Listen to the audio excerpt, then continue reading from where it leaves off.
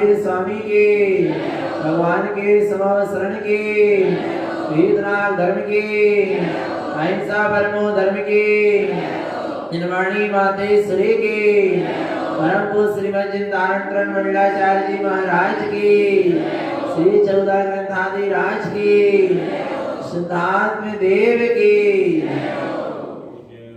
परम आराध्य भजनवाणी सदगुरु तारण स्वामी जिनैन परमात्मा की अमृत रज्जलती शुद्ध जिंदेशना सदगुरुदेव श्री ज्ञान समुच्चय सार जी ग्रंथ में ज्ञान की महिमा बता रहे हैं कि ज्ञानमयी जो चैतन्य स्वभाव है, जो अपने आप में परिपूर्ण है, ऐसे परिपूर्ण ज्ञान स्वभाव जिसकी दृष्टि में आ जाता है, अर्थात जो अपने आप को ज्ञान स्वरूपी अनुभव करने लगता है, उसका नाम है ज्ञान समुच्चय सार। मात्र मैं ज्ञान स्वरूपी हूं, क्या हमें ऐसा अनुभव होता है? लगता है कि मैं मात्र ज्ञान हूं, ज्ञान के अलावा मैं और कुछ नहीं, ज्ञान ही मेरा क्या है? अस्तित्व है। लगता है ऐसा? ज्ञान से शुद्ध नहीं है आत्मा, ज्ञान से परिपूर्ण है। ऐसे ज्ञानमय चैतन्य सत्ता को जिसने श्रद्धान में लिया, ऐसे ज्ञानमय चैतन्य सत्ता का जिसको दृढ़ अटल विश्वास हो गया, और जो ज्ञान उपयोग है, अब वह अपने ज्ञान स्वरूप में ही आचरण करना चाह रहा है, रमण करना चाह रहा है। उसके लिए सदगुरुदेव कहते हैं कि जहां उपाध्याय पदवी प्रकट हुई, आवरण सम्यक दृष्टि की दशा प्रकट हुई, वहीं पर अब स्वरूप रूप आचरण होने की बात है। वहां पर आचार पदवी, व्रति, पंचम गुण स्थान, वर्ती, देश प्रति प्रतिमाधारी श्रावक के लिए कहा गया है आचार पदवी। और ऐसी आचार पदवी का पालन करने वाला वह सम्यक दृष्टि ज्ञानी साधक 11 प्रतिमाओं का पालन करता है। और 11 प्रतिमा में पहली प्रतिमा कौन सी थी? दर्शन प्रतिमा। अपने स्वस्वरूप का क्या करना? दर्शन करना। उसका नाम क्या है? और दर्शन करना तो सम्यक दर्शन है, और दर्शन प्रतिमा अलग है, और दर्शन सम्यक दर्शन अलग है। समझना, सम्यक दर्शन तो अवश्य सम्यक दृष्टि को भी है, तो यहां दर्शन प्रतिमा अलग से क्यों कही गई? माने सम्यक दृष्टि हो जाना, प्रतिमाधारी हो जाना? नहीं, सम्यक दर्शन होने के बाद भी सम्यक दर्शन में दृष्टि स्वभाव में जा रही थी। अब दर्शन प्रतिमा वाला व्रती श्रावक के लिए अब उस दृष्टि में स्वभाव आ गया। अब जहां दृष्टि जा रही है वहां स्वभाव ही नजर आ रहा है। क्या क्या कह रहे हैं? अवश्य सम्यक दृष्टि के लिए दृष्टि को स्वभाव में ले जाना पड़ रहा था। दृष्टि को स्वभाव में, अर्थात दृष्टि तत्व की दृष्टि थी। किसकी? अवश्य सम्यक दृष्टि की, तत्व की दृष्टि थी। और यहाँ व्रती श्रावक के लिए अब क्या हो गया? प्रतिमाधारियों के लिए क्या हो गया? दृष्टि में तत्व आ गया। तत्व की दृष्टि और दृष्टि में तत्व। तत्व की दृष्टि थी, तब तक भेद था कि दृष्टि को बार बार स्वभाव में ले जाना पड़ रहा था, और अब यहाँ दृष्टि में ही क्या आ गया? तत्व आ गया। अब दृष्टि जहां भी जा रही है वहां क्या नजर आ रहा है? तत्व ही नजर आ रहा। उस दृष्टि में जो बैठ गया, स्थित हो गया, स्थित हो गया, वही नजर आ रहा है। इसका नाम है प्रतिमाधारी व्रती श्रावक की दशा, दर्शन प्रतिमा। दृष्टि में क्या दिख रहा है? अपना चैतन्य तत्व ही दिख रहा है। उसका नाम दर्शन प्रतिमा है। दर्शन प्रतिमा के बाद व्रत प्रतिमा। कौन सी प्रतिमा? अब उसका दर्शन निरंतर वर्तता है। व्रत प्रतिमा माने जिस दृष्टि में जो तत्व आया है उसका दर्शन निरंतर क्या करता है? वर्तता है, उसके लिए व्रत प्रतिमा अंगीकार की जाती है।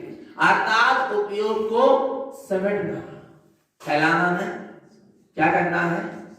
समेटना। उपयोग का समेट कर अपने स्वभाव में समाने के लिए व्रत प्रतिमा धारण की जाती है। दूसरी व्रत प्रतिमा का स्वरूप कहेंगे गाथा क्रमांक 309। वैपणिमा वेशम व्रतम जाने अपसाभावम अपा अभ्यसुरई वैपणिमा संजदो सुदो। क्या कह रहे हैं? वैपणिमा उवेशम, व्रत प्रतिमा को कहते हैं व्रतम जाने अपस्वभावम, अपने आत्म स्वभाव को जानना ही सच्चा व्रत है। क्या व्रत है? अपने आत्म स्वभाव को जानना ही सच्चा व्रत है।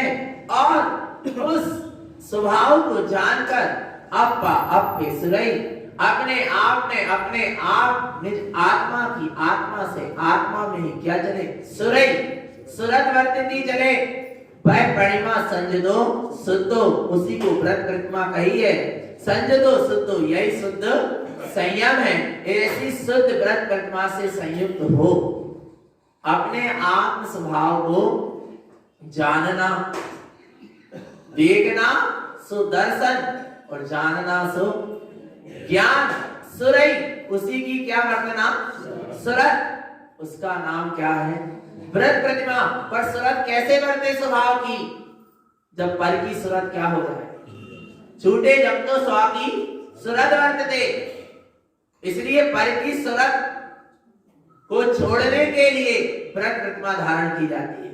व्रत यानी एक सीमा में आ जाना, व्रत यानी सीमा में आ जाना। एक व्रत होता है गणित में, आया ना, गोला होता है, और उसका मतलब क्या है?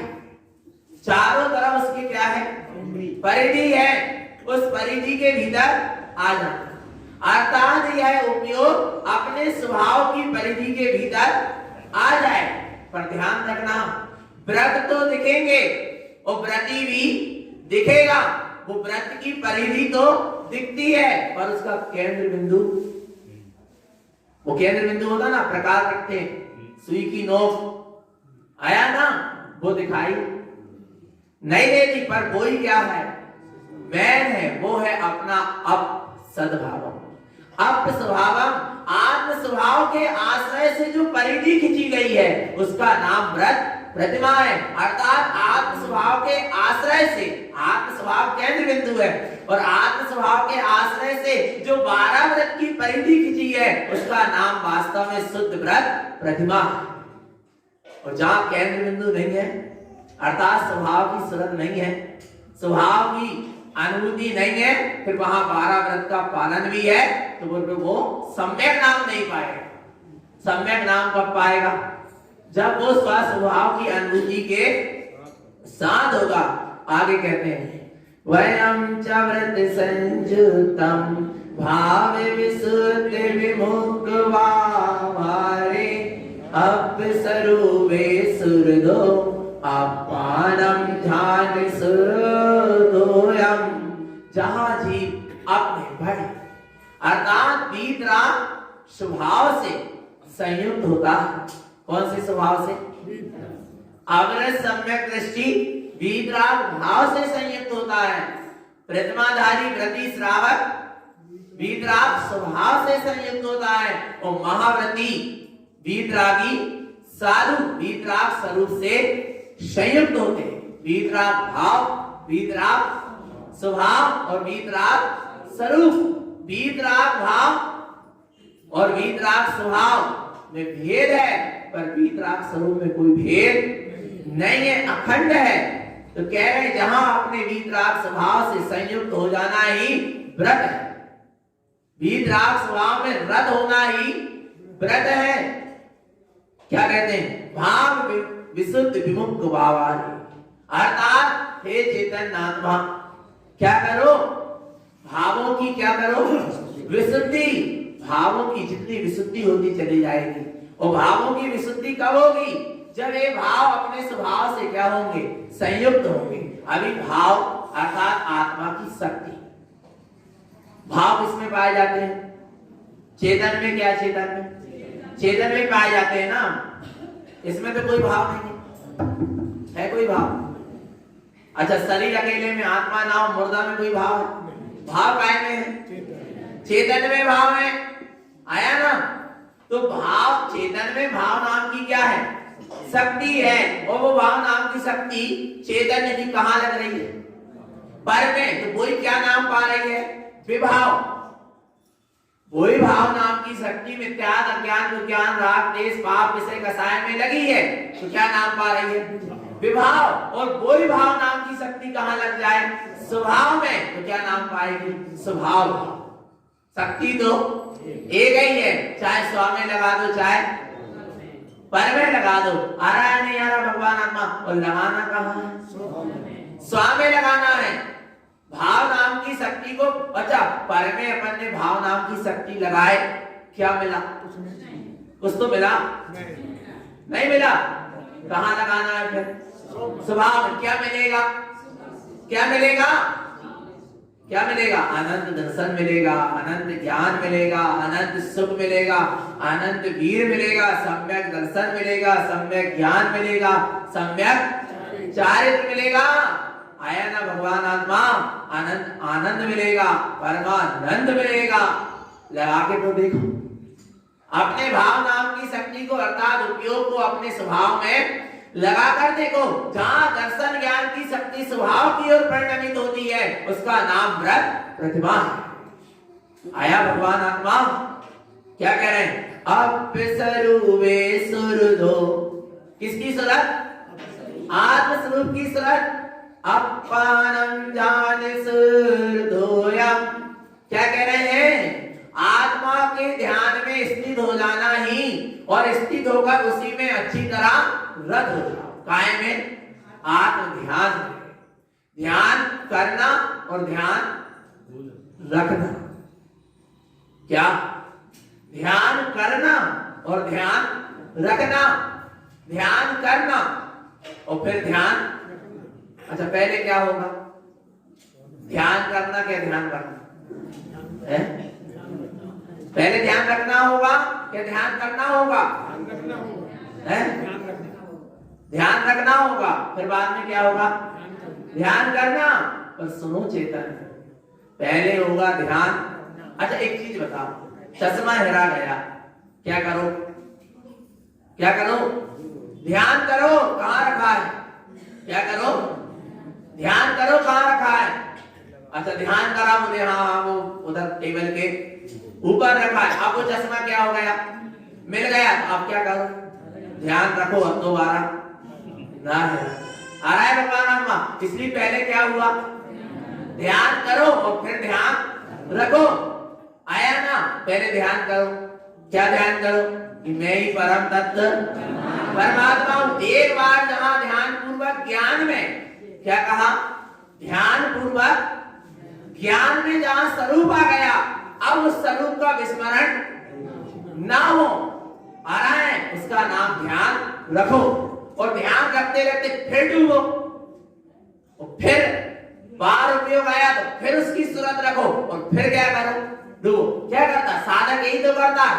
सुबह उठा तो क्या किया, ध्यान किया। अब ध्यान में जो आत्म स्वरूप आया, तो दोपहर में 12 बजे तक उसका वो क्या रखता, ध्यान रखता है। सुबह उठकर समाधि के समय ध्यान करा, और जो स्वरूप आया उसका 6 घंटे तक क्या रखा, ध्यान रखा। ध्यान रखा, जब जाके फिर 12 बजे की समाधि में फिर उसमें क्या करा, डूबा। फिर वो स्वरूप आया, फिर उसकी क्या चल रही है, सूरत। ऐसी साधना निरंतर चलती रहती है। आया भगवान आत्मा, तो क्या करो, ध्यान रखो। किसका ध्यान रखो, किसका, अपने चैतन्य स्वभाव का, अपने चैतन्य रत्न का। बाहर के क्षणभंगुर नाशवान पदार्थों का कितना ध्यान है क्या नहीं भगवान आत्मा। और क्या हो रहा, क्या मिल रहा, कुछ नहीं मिल रहा। और तुम कितना ही ध्यान रख लो पर वस्तु का, आया भगवान आत्मा, उसका जो होना है वही होगा। हमारे ध्यान रखने से कुछ होने वाला, हाँ हम अपनी निज चैतन्य स्वभाव का ध्यान रखेंगे तो जरूर कुछ होगा। कुछ क्या होगा? सब कुछ हो जाएगा, परमात्मा दशा प्रकट हो जाएगी। तो अपने स्वभाव की जहां भीतर से सुरत वर्तती चली जाती है, उसकी दृष्टि निज अंतरंग मुख होती चली जाती है, उसी का नाम व्रत प्रतिमा है। आगे कहते हैं पर पंच नहु दिठधि पर पुद्गलम च भावते तन्नि अन्यानिमिच्छ भावम एकदम सयल दोष सा भावम। व्रत प्रतिमा वाला कैसा होता, उसकी पहचान व्रती होना क्या नहीं अपन होना है, उसके लिए पहले पहचान देख लो। भगवान आत्मा पर पंचम नव दिठधि, दूसरी प्रतिमा है। कौन सी प्रतिमा? बोले अभी तो हमारी दूसरी है, अभी तो हम इतना कर सकत। कल को है पर पंचम नव दिठधि, उसके जीवन में प्रपंच दिखाई नहीं देता। आ रहा है भगवान आत्मा, उसके जीवन में प्रपंच दिखाई नहीं देता, और ना ही वो प्रपंचों को देखता है और ना ही वो प्रपंच में उलझता है, क्योंकि उसको तो अपने स्वभाव को क्या करना है, साधना करना है। आत्म कल्याण के लिए निकला है, प्रपंच के लिए नहीं निकला। पर पुद्गलम च भाव तिक्तन्ति, पर पुद्गल के पर पर्याय के सारे भावों का क्या कर दिया? त्याग कर दिया। मुझे ना पर से मतलब है और ना पर पर्याय से मतलब है, मुझे तो अपने एक चैतन्य स्वभाव से मतलब है। आया भगवान आत्मा, उसका नाम क्या है? व्रती है। अन्यान मिच्छ भाव तिक्तम सयर दोष स्वभावम, सारे मिथ्यात अज्ञान को ज्ञानमय जितने भी मिथ्या भाव थे सबका क्या हो गया? त्याग। और जब तक मिथ्या भाव का त्याग नहीं हुआ, फिर भाई बिलाई बाहर में कितने ही व्रती हो जाओ पर व्रती नहीं कहलाओगे, ईमानदारी से व्रती नहीं कहलाओगे, वास्तव में व्रती नहीं कहलाओगे। आया भगवान आत्मा, क्या होना पड़ेगा? क्या होना पड़ेगा? सबसे पहले मिथ्यात्व भाव से खाली हो, और जहां मिथ्यात्व भाव से खाली होगा वहीं स्वरूप का दर्शन होगा, वहीं स्वरूप की सुरत होगी, तब व्रती नाम पाएगा। तो ऐसे व्रत का और आगे देखते हैं।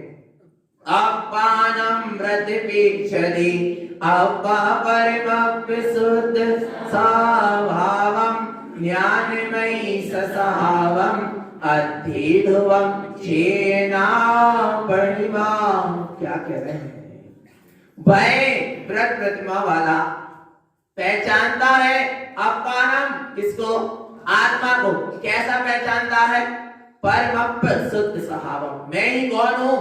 परमात्मा हूँ, मैं ही शुद्ध स्वभावी हूँ। ज्ञान मई सस्वभावम, मैं ज्ञान मई चैतन्य स्वभावी हूँ। अस्थि ध्रुवम, मेरा अस्तित्व है। ध्रुवम अर्थात मैं शाश्वत ही हूँ। चेयन परिमा, मैं चैतन्य प्रतिमा वाला हूँ। ऐसा वो क्या करता है? अपने आप को ऐसा स्वीकार करता है, उसका नाम व्रती है। आया भगवान। दूसरी प्रतिमा कौन सी प्रतिमा? व्रत प्रतिमा। ऐसे स्वभाव की सुरत पूर्वक जहाँ उपयोग स्वभाव में ही आचरण करता है, अपने स्वभाव की परिधि में आ जाता है। ये तो हुई भीतर की बात, और बाहर में वह 12 व्रत का क्या करता है? पालन करता है। कितने व्रतों का? 12 व्रत का।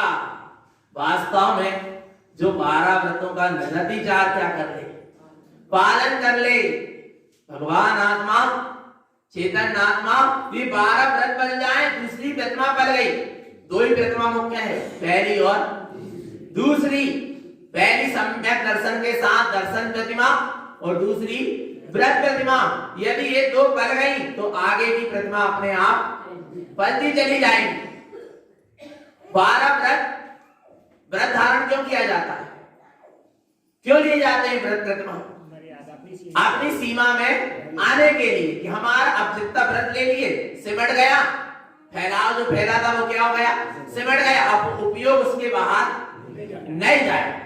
आया भगवान आत्मा। तो क्या कह रहे हैं यहाँ पर? अपनी निज आत्मा की दया, अपनी निज आत्मा में दया। काय में दया करो? आत्मा में दया करो माने आत्मा को विभावों से बचाओ। मिथ्या, राग, द्वेष, कसाय, पाप, विषय, इनसे अपनी निज आत्मा को क्या करें? बचाएं, उसके लिए क्या लेना पड़ेगा? व्रत, नियम और संयम। तब त्याग और तपस्या करना पड़ेगी, तब तो आत्मा की क्या होगी? रक्षा होगी। मात्र में आत्मा शुद्धात्मा कहने से रक्षा होने वाली नहीं है चेतन आत्मा। उसके लिए हमें कुछ करना भी पड़ेगा। तो क्या करना है? 5 अणुव्रत, 12 व्रत। व्रत प्रतिमा वाले के कितने व्रत? 12 व्रत का पालन करता है। कौन कौन से? 5 अणुव्रत, 3 गुण व्रत और 4 शिक्षा व्रत। कितने हो गए? 12। 5 अणुव्रत, अहिंसा अणुव्रत, सत्याणुव्रत, आचौर्य अणुव्रत, ब्रह्मचर्य अणुव्रत और परिग्रह प्रमाण अणुव्रत। अणुव्रत यानी एक देश व्रतों का पालन या एक देश पापों का त्याग। 5 पाप का एक देश त्याग। सर्वथा त्याग तो नहीं कर सकता, क्योंकि अब घर गृहस्थी के बीच में है, अभी श्रावक की भूमिका में है, साधु नहीं हुआ। साधु का तो पूर्ण रूप से पाप का क्या हो जाता है? त्याग हो जाता है। पर व्रती के लिए एक देश पाप का क्या हुआ? त्याग, अर्थात एक देश व्रत का पालन करता है, उसका नाम अणुव्रती है। पहला कौन सा है? अहिंसा अणुव्रत। त्रस हिंसा को त्याग, प्रथा थावर ना संहार। त्रस हिंसा का क्या होता है? त्याग ही होता। त्रस हिंसा यानी 2 इंद्री से लेकर 5 इंद्री तक के जीवों की हिंसा का क्या होगा? त्याग होगा। और प्रथा थावर ना समारे। स्थावर जीव की हिंसा तो उससे होती है, पर उसको हिंसा करने की भावना नहीं होती।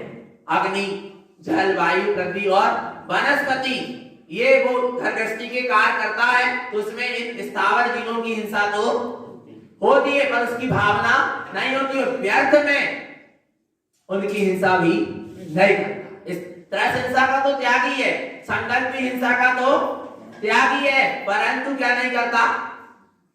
स्थावर हिंसा का भी व्यर्थ में, स्थावर जीवों की भी व्यर्थ में हिंसा नहीं करता। आ रहा है भगवान आत्मा? व्यर्थ में अग्नि नहीं जलाएगा, व्यर्थ में पानी का उपयोग नहीं करेगा, व्यर्थ में ऐसे कार्य नहीं करेगा जिससे स्थावर जीवों की क्या हो जाए? हिंसा। जितने उपयोग की उतनी तो आवश्यकता है, पर उससे व्यर्थ में हिंसा नहीं होती। आगे अहिंसाणुव्रत, सत्याणुव्रत, परमदकार, कठोर निंद नहीं, वचन उचारे। आया भगवान आत्मा? दूसरों का क्या हो जाए? घात हो जाए, ऐसे वचन नहीं बोलता। आया भगवान आत्मा? दूसरे को दुख पहुंचे, पीड़ा पहुंचे, ऐसे कठोर वचन नहीं बोलता। निंदा इत्यादि नहीं करता। आया भगवान आत्मा? और झूठ नहीं बोलता। उसके लिए क्या है? सत्याणुव्रती है। पहचान कर ले कि हम सत्याणुव्रती है क्या, और हमें पालन करना है क्या नहीं? पालन तो कर सकते, साधना तो कर सकते हैं, क्योंकि आगे बढ़ना है, कहीं तक सीमित रहना, आगे बढ़ना है। और जिसके अंदर में स्वभाव का भान होगा, वो कैसे जीवों की हिंसा करेगा? क्योंकि उसको सब जीव में क्या दिखेगा? भगवान आत्मा। फिर वो किस लिए झूठ बोलेगा? आ रहा है भगवान आत्मा? किसके दिल को दुखाएगा? किस लिए कठोर वचन बोलेगा जब सब क्या जीव दिख रहा है? भगवान आत्मा दिख रहा है जहां समस्त जीव। उसकी सारी पापमय क्रियां अपने आप धीरे धीरे क्या होती चली जाती, छूटती चली जाती। आचौर्याणुव्रत, जल मृतिका में और कछु नहीं गहे अदत्ता।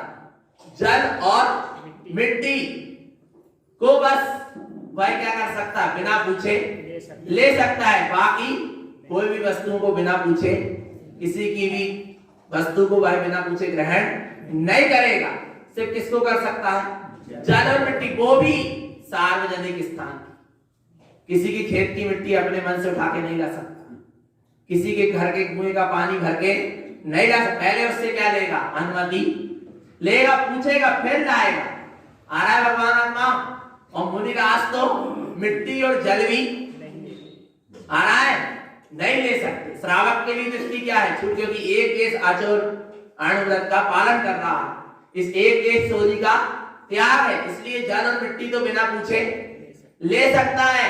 पर साधु तो महाव्रती है, आचौर महाव्रत के दारी, इसलिए वो जल और मिट्टी भी बिना पूछे नहीं ले सकते। कह भी नहीं सकते कि तुम हमें लाकर क्या कर दे दो। भगवान आत्मा इतनी मर्यादा है, क्योंकि विकल्प ही नहीं है। निर्विकल्प होने के लिए संयम की साधना है, विकल्पों में पढ़ने के लिए संयम की साधना, पता चला संयम लिए, व्रत लिए, अब पालन नहीं हो रहा तो क्या होने लगे, व्यवस्था नहीं बन पा रही तो क्या होने लगी, विकल्प होने लगे, फिर वो कोई काम का नहीं है। ब्रह्मचरण व्रत निज वनिता सो सकल नारी सो रहे विरत, अर्थात स्व स्त्री को त्याग कर समस्त का त्याग, उससे विरक्त रहना, उसका नाम क्या है, ब्रह्मचर्य अणुव्रत है। आया भगवान आत्मा, और उसके फिर भेद बनते हैं। 18,000 शील के क्या है, दोष है भगवान आत्मा, उसका त्याग पूर्वक जहां ब्रह्मचर्य का पालन होता है वहां सच्चा ब्रह्मचर्य व्रत होता है और महाव्रत होता है। इसके बाद परिग्रह प्रमाण अणुव्रत, परिग्रह त्याग नहीं, परिग्रह त्याग महाव्रत होता है मुनिराज के लिए, और श्रावक के लिए परिग्रह प्रमाण, परिग्रह प्रमाण यानी परिग्रह का क्या कर लेना, प्रमाण। परिग्रह कितने, परिग्रह 24 भेद त्याग करें, पर श्रावक भी क्या कर सकता है, एक देश त्याग, और जिसमें 14 प्रकार का अंतरंग परिग्रह है, 10 प्रकार का वैयम, और 14 प्रकार के अंतरंग परिग्रह में पहला परिग्रह क्या है, मिथ्या, उसका तो क्या कर दो, उसका तो त्याग कर सकते, कहेगा मिथ्या रूपी परिग्रह का त्याग नहीं किया और बाहर के समस्त परिग्रह का त्याग कर दिया तो एक भी परिग्रह का त्याग नहीं हो, क्योंकि मूल जड़ क्या है, मिथ्यात है। तो पहला मिथ्यात परिग्रह का त्याग करो, 10 प्रकार के जो बहिरंग परिग्रह उनका क्या कर लो, प्रमाण कर लो कि भैया इतने वस्त्र रखेंगे, इतने बर्तन रखेंगे, इतना आभूषण रखेंगे, इतना सोना चांदी रखेंगे, इतना खेत, इतना मकान। इससे क्या होगा, आपने जैसे नियम ले लिए 10 जोड़ी वस्त्र रखेंगे, 11वें में विकल्प आएगा ही नहीं, विकल्प 11वें का उपयोग 11वें में जाएगा ही नहीं, आ रहा है। आपने नियम ले लिया एक मकान रखेंगे, आया भगवान आत्मा, तो फिर दूसरे मकान पर दृष्टि जाएगी नहीं, उपयोग उधर जाएगा नहीं, और उसकी हिंसा से भी क्या हो गया, बच गए, सारे पाप आरंभ से बच गए। आया भगवान आत्मा, इसलिए 10 प्रकार के जो परिग्रह उनका क्या कर ले, प्रमाण, खेत मकान, धन धान दास, कितना धन रखना है, कितना धान रखना है, दास राशि, सोना चांदी वस्त्र और बर्तन, इनका क्या कर ले, प्रमाण कर ले भगवान आत्मा। त्याग नहीं कर सक रहे तो कम से कम क्या करें, वो प्रमाण नहीं है तो भगवान आत्मा पूरा दोष लग रहा, तुम्हारे पास हो और ना हो, जितो संसार में है परिग्रह सबका क्या लग रहा है, दोष, हो और ना हो। क्यों, क्योंकि प्रमाण नहीं है।